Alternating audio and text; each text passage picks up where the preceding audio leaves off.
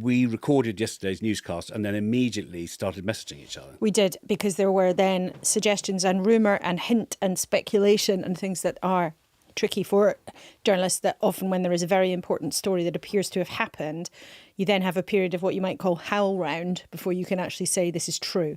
And the news in question that we spent some hours not knowing whether or not it was true was the death of the Ayatollah, the supreme leader of Iran, who had been in charge, ruling with an iron grip, a repressive regime for 36 years.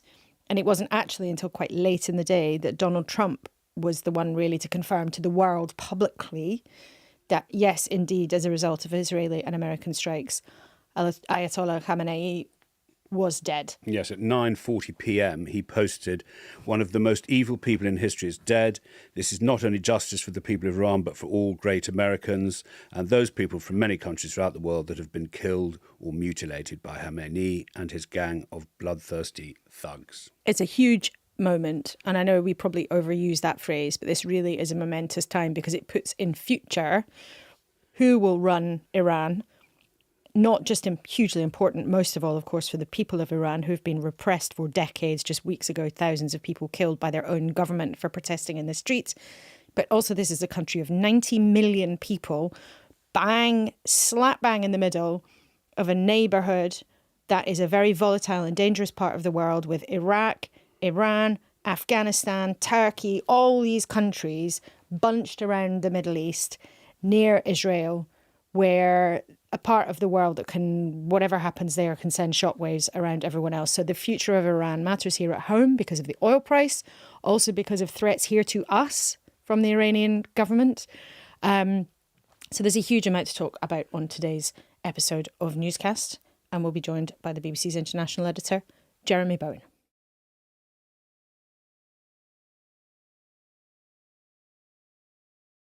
Hello, it's Laura in the studio. Yes, you are in the studio. Thank you. And hello, it's Paddy in the studio opposite Laura. And before too long, we'll be joined from home by Jeremy Bowen. But of course, he's a very, very busy man on such a huge day.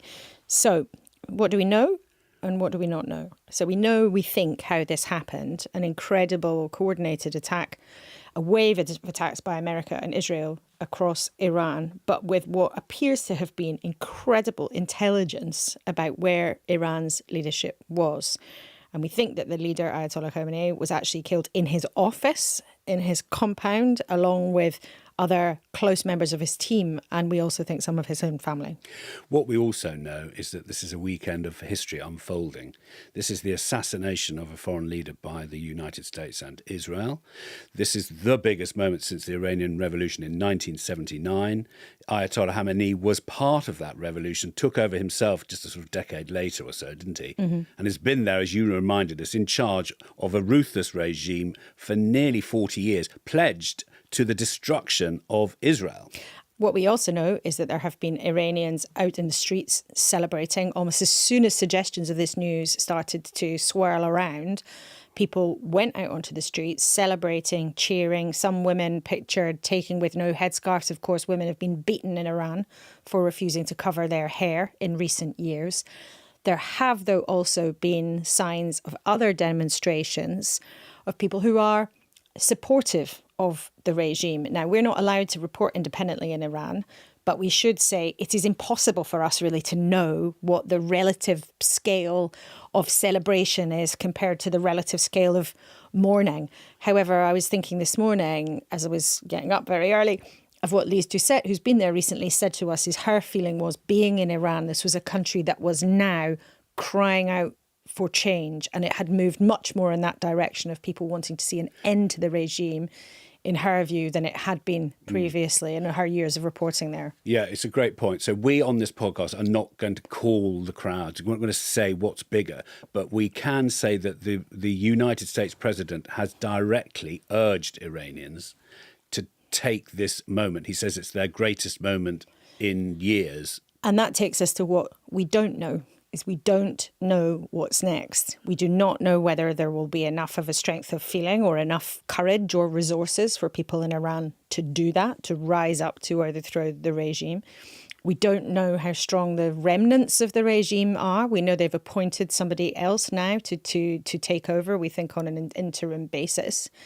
And we don't know what the medium to long-term consequences of this will be. You know, taking this Jenga piece out of a very precariously built tower in the Middle East will have consequences. We've already seen that. There's been a wave of retaliations from Iran in places that, you know, people listening might have been on holiday, like Dubai and Qatar, Doha, Kuwait, places where there have been attacks. There's also in Pakistan, some people have been killed in a protest when they tried to storm the American consulate. So this is unfolding very, very quickly. Let's head to Jeremy Bowen, our international editor, who's at home. Hello, Jeremy. Hi, morning. Well, a historic weekend, the biggest moment since the 1979 revolution. Yeah, I think we're looking at that certainly in the scale of things. Ayatollah Ali Khamenei was only the second supreme leader of the country since the revolution after the revolutionary leader Ayatollah Khomeini. And yeah, it's a big deal. And the question is, which way does it unfold? Because on one hand, you've got one extreme, if you like, you've got the sort of the Trump formulation, which is the airstrikes are going to do so much damage to the regime that once they stop, then the Iranian people are going to just be able to take control. And you have the other pole of the argument, which is that this regime was deliberately formulated and made and structured to be resilient. That the supreme leader, despite being the guy who has, you know, who's the symbol and the top man with a great deal of power, is underpinned by a very dense and complex web of political institutions on one hand, and on the other, the clerical ones, and also, of course, the Iranian Islamic Revolutionary Guard Corps, which is an armed, it's like a shadow army. It exists in parallel with the regular army. It has hundreds of thousands of men under arms. And its explicit job is to protect the regime from threats at home and abroad. So this is not a one-man show. And Jeremy, is it possible at all to assess how damaged the regime has been in the last 36 hours? You know, how much is left of it, or will it just spring back into life? The supreme leader is dead. He's been killed along with some very important people in the Iranian firmament. So, yeah, I mean, that is severe damage. They're under attack by the biggest military power in the world and the biggest military power in the region, who are determined to make this into a war of regime change. Because while they said at the outset that it was, they used the word preemptive suggests actually means that there was some kind of immediate threat, either a military operation or there's been some talk about, you know, their nuclear plans, which of course they deny having in terms of trying to get a weapon. But there's no evidence that there was any immediate threat. This is quite clearly, and we can see this now because one of the first things they did was go after the leadership. This is about regime change. So they have decided that this is a moment of weakness in the regime, which they will exploit. And what's the wider extent of the regime? I mean, we can't tell what's going on internally. But what I would say is, as I said before, that there's a system there.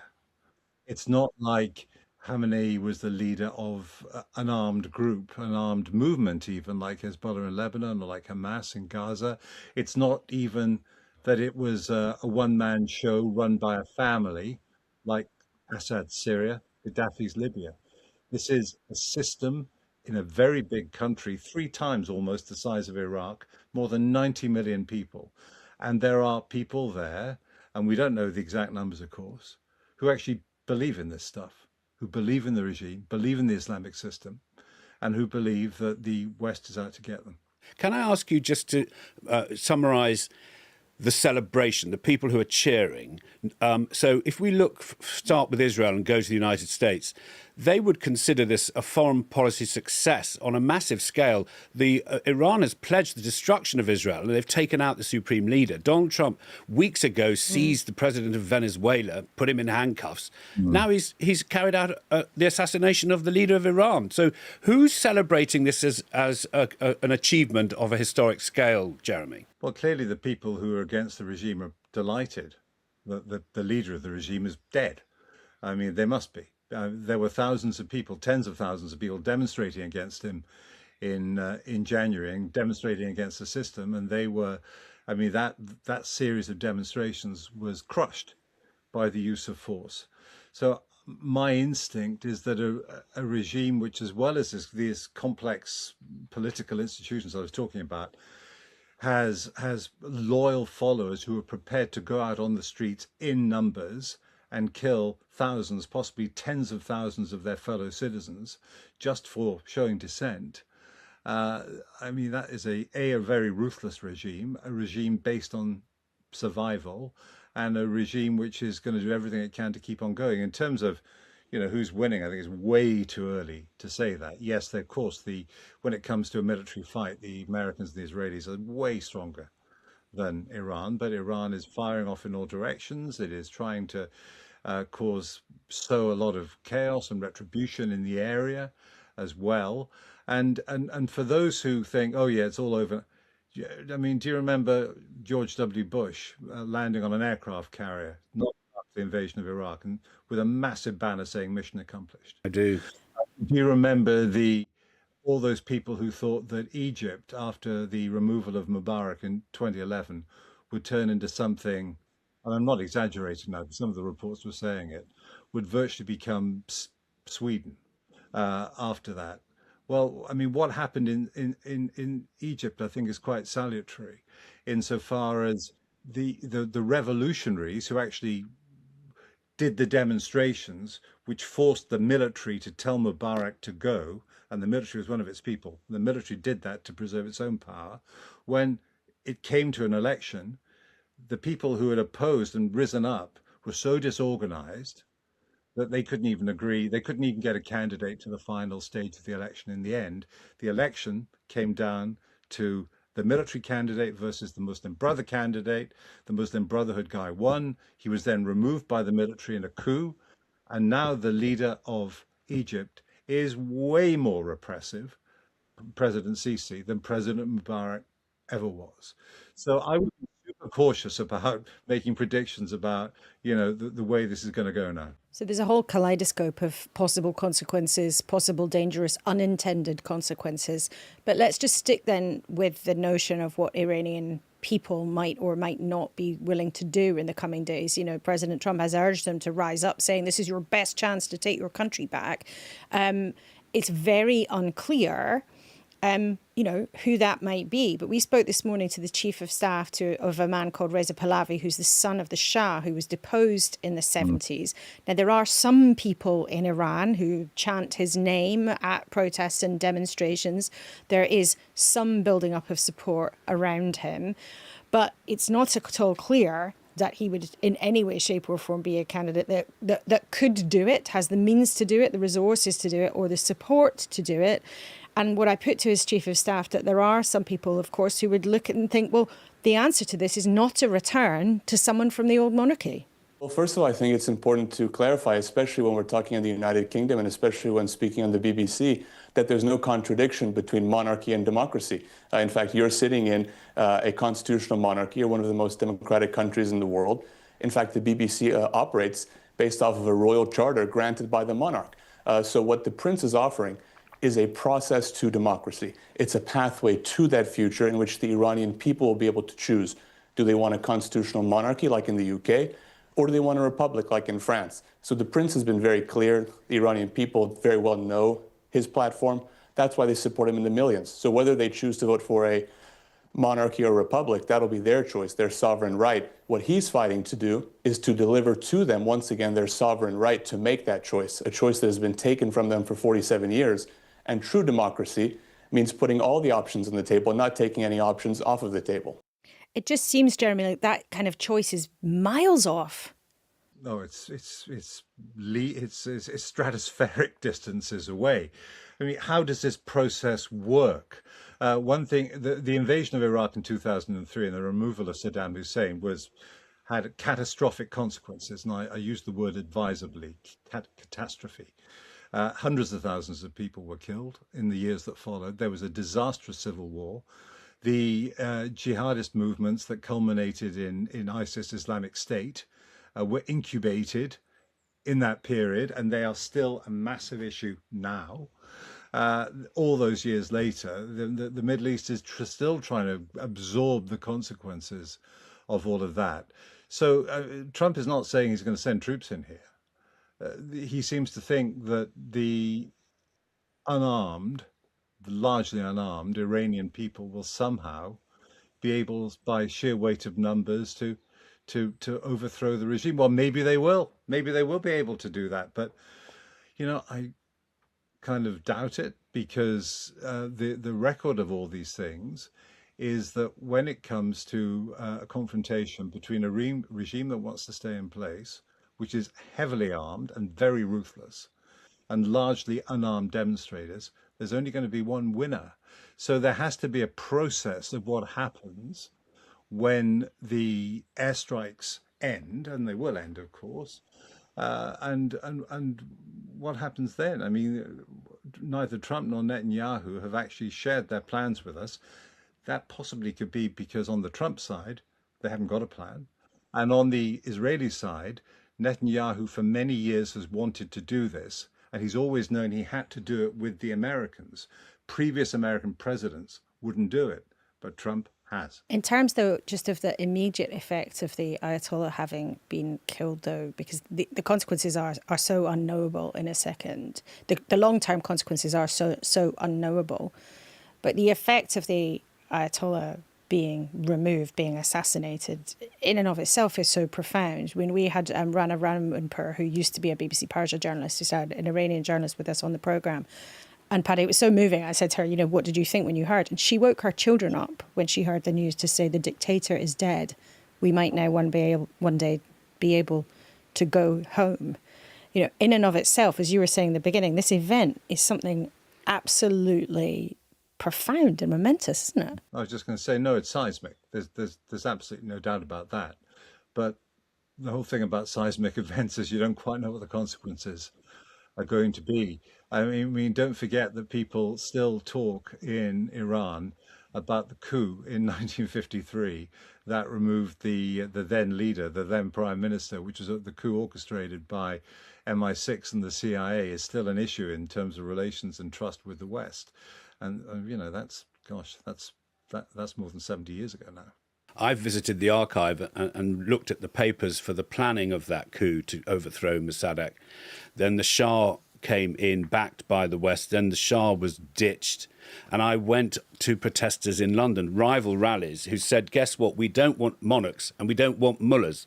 We want our country to be a normal functioning country. So there were very vibrant voices on the streets of our capital yesterday. A reminder that Jeremy's using the word seismic, which is based on an earthquake. We can talk about aftershocks of unknown size in unknown places all around the Middle East and all over the world. And in terms also of Iran's retaliation, I mean, there has been a very significant wave of retaliatory attacks, if I can get that word out. There's been strikes on Doha in Qatar, strikes on Bahrain, strikes on Kuwait.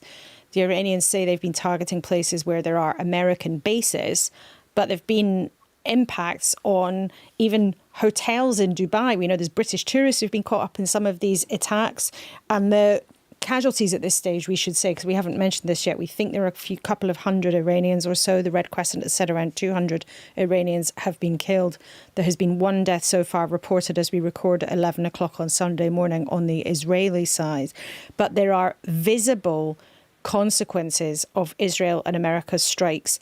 We've seen on our TV screens from Iran's revenge right across the region of the Middle East. And that puts all sorts of people into harm's way, including, as the Defence Secretary John Healey told us this morning, British troops stationed in that part of the world and British civilians. I know people at home will be worried that not just military targets were hit yesterday, but also we've seen hotels in Dubai and Bahrain. We've seen Kuwait's civilian airport. But in that Bahrain military base that was hit by missiles and drones yesterday, we had 300 British personnel, some within several hundred yards of the strike. In Cyprus, we had 2 ballistic missiles fired in the direction of Cyprus. Now we are pretty sure they weren't targeted at Cyprus, but nevertheless, it demonstrates how our bases, our personnel, military and civilians at the moment are at risk with a regime that is increasingly indiscriminate, widespread and uncontrolled in the attacks it's mounting. The thing about, say, tourists being caught up in all of this is that, in a sense, you can say that going to the Middle East for a holiday is not like going to Spain. The realities of the region are going to kick in at some point, and it is a difficult and unstable place, and they've been caught up in that. Unfortunately, I'm very sorry for anybody who's been scared or had their holidays ruined by all of this. But more widely, in terms of bases and alliances, and the fact that Britain's got some troops there and forces there, that is the whole thing. Is that the Iranians now will try and go after the people who they see as their enemies. And I think very squarely, Britain will be part of that, and they would expect to be targets. We shouldn't forget that MI5 have said in the last couple of years there have been more than 20 plots either thwarted or carried out against the UK in this country, not things happening abroad, but in this country. And successive governments have seen Iran very much as an enemy in their sights. But that takes us to the interesting question, Paddy, of what the UK's government's actual position is here. So we talked yesterday, Canada and Australia have explicitly backed this American and Israeli action. The UK has not done that. Despite asking him several times this morning, John Healey would not do that. He would not say, yes, we back this, or indeed, no, we don't. Now, while saying carefully, yes, America and Israel are, of course, important allies. And yes, of course, we deplore the Iranian regime and they must not be allowed to have a nuclear weapon. You can see the political straitjacket that the government is in here. And I sense they sort of want to try to hold a distance from what some people will see as audacious, others as reckless and dangerous action that's been taken by America and Israel. You know, this isn't Blair Mark II going into Iraq alongside Bush. Side by side. But yet, America is an incredibly important ally for the UK for all sorts of different reasons, not least the whole fandango around the Chagos Islands that's going on at the moment. It's a very delicate line here that the UK is trying to walk. Because there's not much nuance with this White House. No. You're either with them or not. And so Keir Starmer, if he can't say this is brilliant, is not going to win points from Donald Trump. And Keir Starmer is not saying this is brilliant. So, Jeremy, the risks of escalation, I suppose, come from a lucky strike by Iran, because at the moment their missiles are being intercepted over Israel. But you think of the fleet, the American fleet, and you think of the missiles that Iran can rain down on the American vessels. And that's where I wonder, with missiles in the air, we can't say how the escalation will go, can we? No, we can't. And I can say that an American carrier battle group is even more heavily protected than probably the average Israeli town.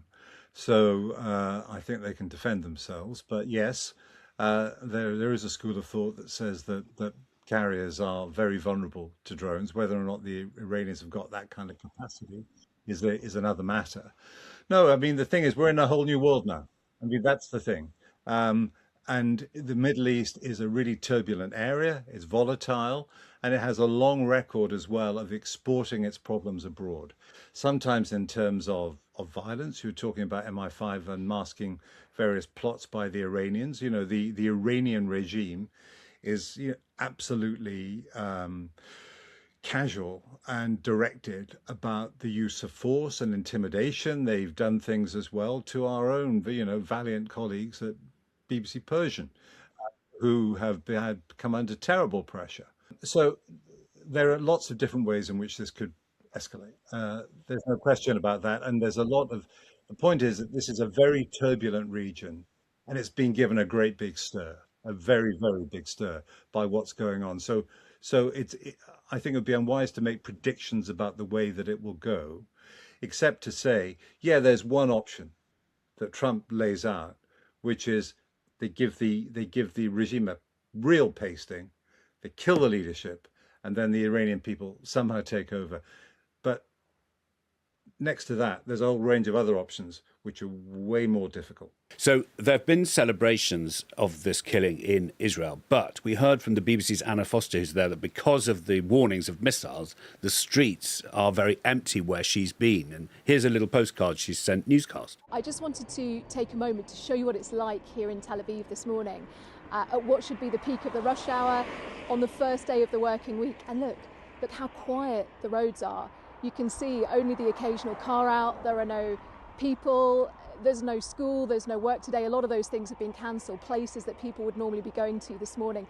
And this is because of those waves of missile attacks that kept coming overnight, and they're expecting more of them today. In fact, in the early hours of this morning, Iran said that as a result of the killing of the Supreme Leader Ayatollah Khamenei, they would launch the most devastating attack in their history on US bases and here in Israel. So as a result, this is what you see. Hardly anybody on the street.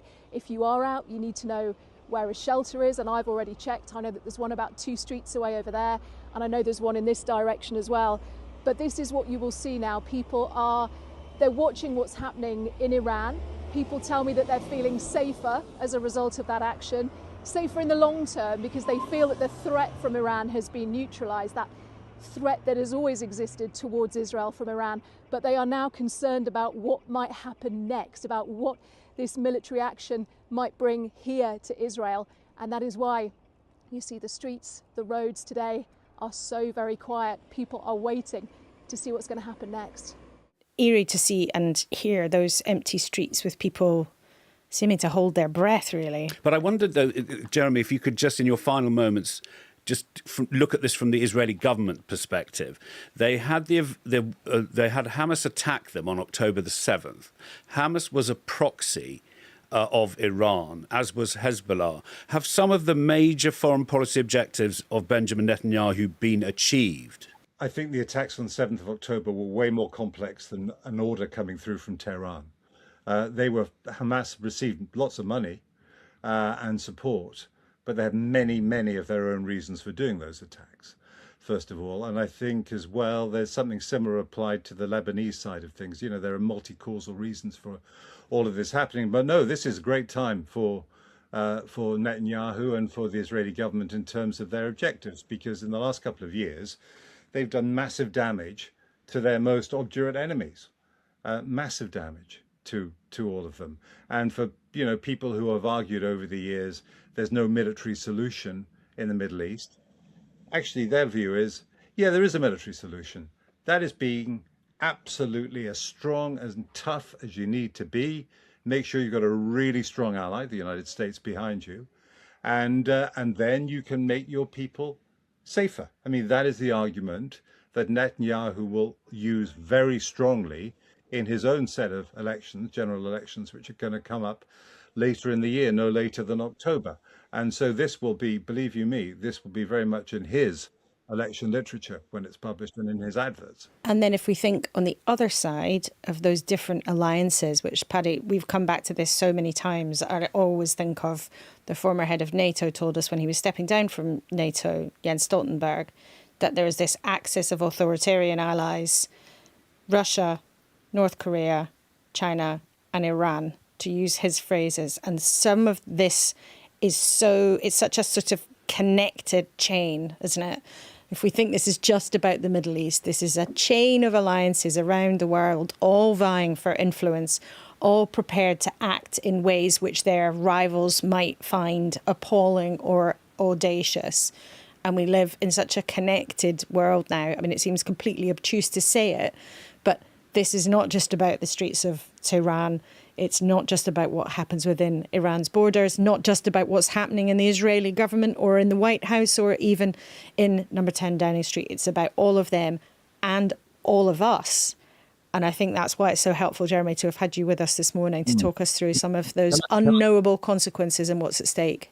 If I just add one thing, which I don't think certainly not the time I've been on, that's been discussed, and that is the tattered edifice of international law and what remains of the so-called rules-based order. In terms of going to war, there are certain legal ways of doing it. One of the things is self-defense, and they're sort of arguing that without, I'd say, evidence. And the other thing is a UN resolution. There certainly isn't one of those. But it's clear that neither Netanyahu nor Trump are bothered about that. It's interesting that in the discussion of it, there has been almost nothing mentioned except by organizations like the International Committee of the Red Cross, who have sent out reminders that that things like the protection of civilians is paramount and all important.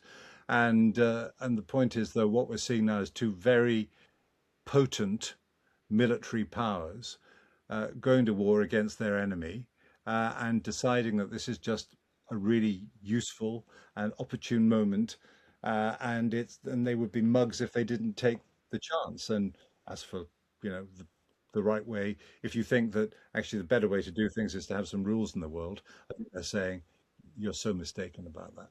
I'm really understanding what the use of power looks like in this Trump White House, this term, Trump 2, when you think it was only weeks ago special forces seized the president of Venezuela and flew him in handcuffs to a New York court. Weeks later, the Ayatollah of Iran assassinated with a giant American fleet. This is the muscle of the American term, that Trump 2, and we aren't seeing the end of Trump 2. We've got more Trump 2 to come, and he's going to claim that this is the Iranian moment next, that he's laid the way, and this will be a historic weekend for American history as well because of what's happened. So the way Jeremy began his briefing to us today was to say how unpredictable are the aftershocks, and that just brings it all home. So Jeremy, thank you very much. Thank you very much Thank indeed you. for being with us. We've benefited from the wisdom of our colleagues who cover foreign news very much this weekend. Lee Doucette yesterday and Jeremy Bowen. And of course, our colleagues across the BBC will have everything you need to know, or everything we can find out to the best of all of our abilities in these important days. So thank you very much for joining Sunday's newscast, and goodbye. Goodbye.